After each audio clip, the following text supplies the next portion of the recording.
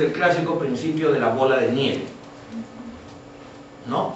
De hecho, no solamente la terapia de soluciones, sino la terapia breve, sistémica en general, apunta al cambio mínimo, porque aparte de ser más fácil de encontrar o de lograr, tiende, bueno, a superar los obstáculos o las resistencias, si es que aceptamos que existen resistencias, y permiten que las personas vayan obteniendo lo que a veces he mencionado como pequeñas victorias cotidianas, que les van a aumentar la motivación, las ganas de continuar adelante, y además van a iniciar todo un efecto dominó que va a generar cambios en otras esferas, ¿no?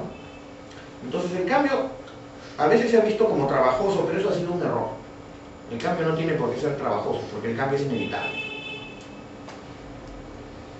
Hay más de una verdad o manera de ver las cosas. Aquí podemos acordarnos de la metáfora de los ciegos y el elefante, ¿no? Cada ciego cree que la parte del elefante que él tocó es la verdadera. Entonces, generalmente en las familias o en los sistemas donde hay problemas, las personas actúan de ese modo, pensando que tienen la verdad, pero en realidad solamente tienen una parcela de ella, ¿no? Y lo mismo puede pasar con el terapeuta, ¿no? Cuando está demasiado enamorado de su enfoque y no admite otros tipos de ideas, él también se convierte en un ciego que trata de explicar al elefante desde su perspectiva. En el enfoque, o en la terapia de posibilidades, se hace más énfasis que en la terapia centrada en las soluciones, en la colaboración. No quiere decir que en la terapia de soluciones no se enfatice en eso, pero, digamos, hay mucho más acento en este punto en la terapia de posibilidades, ¿no? También en las habilidades, flexibilidad y acoplamiento entre cliente y terapeuta. O sea, hay un trabajo tal vez un poco más fino de lograr el rapport entre terapeuta y cliente, o entre terapeuta y sistema. El cliente es el experto en la situación problemática, de hecho, pues, ¿no? Él la vive, él la sufre, no es nuestra experiencia, sino que es la suya. El terapeuta es el experto en facilitar el cambio. Cada uno es un experto en su parte. Entonces, nosotros tenemos que adecuar las preguntas, tareas y comentarios al estilo del paciente, hablar su lenguaje. Si ustedes recuerdan, en un capítulo anterior de uno de los libros de O'Hanlon, precisamente él decía que teníamos que hablar en lenguas, ¿no? Pero esas lenguas son las de cada paciente. Tomar en cuenta su estilo al hablar y sus creencias. Sus creencias son su marco de referencia y nosotros debemos usar sus ideas. Y todo lo que trae a consulta puede ayudar.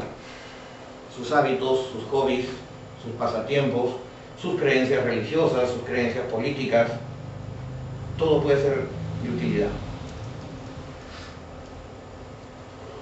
Vamos a ver ahora cuáles son algunas de las herramientas para lograr esta cooperación. Por ejemplo, la rotulación positiva, ¿no? O lo que hemos visto en otras ocasiones como despatologización. De repente, ¿no? El paciente se califica retraído y más bien nosotros podríamos calificarlo como reflexivo. Es un término alternativo, menos cargado de negatividad y fácil de aceptar porque en realidad no está tan alejado, ¿no? Muchas personas retraídas son reflexivas.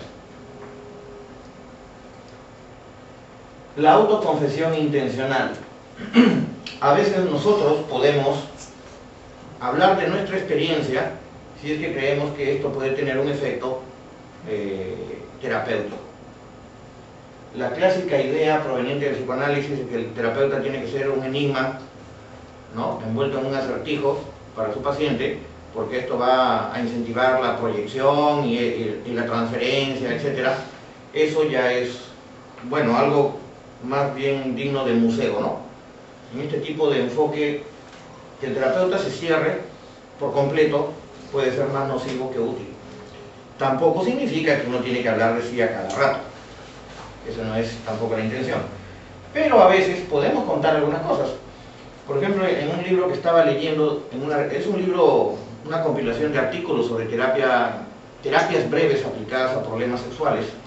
El primer artículo es precisamente de O'Hanlon y él comenta el caso de un paciente que trataba por un problema de de estrés asociado a hipertensión, que cuando ella empieza a controlar ese estrés y su hipertensión se estabiliza, el paciente comenta que también tiene problemas de impotencia y que esto lo tiene preocupado. Entonces O'Hanlon le dice, bueno, mire, eso a veces suele ocurrir, ¿no? A mí me pasó hace más o menos un par de años, ¿no? Entonces, pues usted, y le comenta, ¿no? Que bueno, lo hablé con mi esposa, decidimos tomarlo con calma, no necesariamente buscar siempre el acto sexual en cualquier encuentro que tuviéramos, y a lo largo de unos meses el asunto se estabilizó, se recuperó y no volvieron a haber esos problemas hasta el presente. Si usted quiere, le dicen, podemos tocar esos temas en la próxima sesión. Puede venir con su esposa también si lo desea. El paciente acepta, pero en la siguiente sesión viene él solo y O'Hanlon le pregunta, ¿y por qué no ha traído a su esposa? Porque en realidad ya no es necesario, el asunto se arregló. ¿Cómo es eso que se arregló? Sí, al escucharlo a usted, que es el terapeuta, decir que también ha tenido momentos donde no ha funcionado muy bien, para mí fue, caramba, un alivio, y parece que eso fue suficiente, ¿no? Al menos en estas 2 últimas semanas no se ha vuelto a presentar ese problema.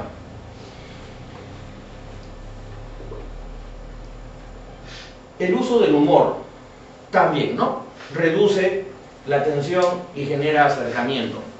En ese mismo artículo, O'Hanlon comenta el caso de una persona casada, un hombre casado, con una historia sexual heterosexual, que llega a consulta, le pide una consulta de emergencia a O'Hanlon, ¿no? Y le dice, mire, estoy muy preocupado porque en las últimas semanas he estado siendo bombardeado por imágenes de hombres desnudos cuando estoy teniendo relaciones con mi esposa. Y quiero saber si es que soy homosexual, ¿no? Entonces O'Hanlon le dice, si usted fuera bombardeado por imágenes de camiones en llamas, ¿significaría que usted es bombero? Entonces el tipo se ríe, no, bueno, claro, no tiene sentido. Bueno, claro, resulta que no es, pues, no era necesariamente homosexual, pero él le sale con esta cuestión que a mí me pareció graciosa y que hizo que se rieran un rato, ¿no? Eso bajó la tensión y permitió hablar de ese tema sin tanta ansiedad como lo traía el paciente. La inclusión del problema dentro de la normalidad, sobre todo en los cambios del ciclo vital, ¿no? Es importante identificar cuando los motivos de consulta, los problemas por los que se consultan, en realidad son simplemente etapas pasajeras propias de algún ciclo evolutivo. Por ejemplo, la rebeldía de los adolescentes, o de repente el desconcierto luego de haberse casado, ¿no? Muchas personas recién casadas no saben muy bien lo que tienen que hacer, y hasta cierto punto tiene sentido, porque no hay academias para casarse, ¿no? El noviazgo no necesariamente implica que uno sepa cómo es vivir en pareja. Entonces, cuando a las personas se les hace ver eso, puede que eso de por sí sea suficiente para producir un cambio.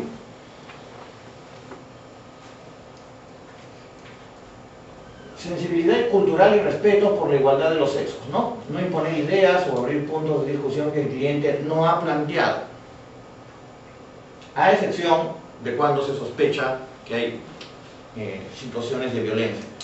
Entonces, nosotros no tenemos por qué conocer todo sobre el problema. A veces, y esto también creo que es herencia de las terapias como el psicoanálisis o terapias parecidas, la idea de que el terapeuta tiene que arreglar al paciente en todos los aspectos, tiene que hacer todo un reciclaje de su personalidad, y que eso es imprescindible y por consiguiente va a tomar años, ¿no? Porque si no se arreglan todos los aspectos de su personalidad, si no se produce un cambio de estructura de personalidad, las recaídas probablemente van a ser inevitables. Bueno, esa idea ya no es útil. Ya no es útil por el sencillo hecho de que como somos un sistema, los cambios pequeños van a generar cambios incluso en aspectos que la persona ni siquiera tenía idea de consultar. En todo caso, como también dice Seligman, ¿no? La puerta del consultorio de un terapeuta sistémico breve puede ser vista como una puerta giratoria, donde el paciente puede entrar y salir cuando quiera, ¿sí? Entonces, no debemos estar indagando por cosas que no son planteadas. De hecho, buenas razones debe tener el paciente para no plantearlo, porque si fuera un problema él lo sabría. A menos que nosotros creamos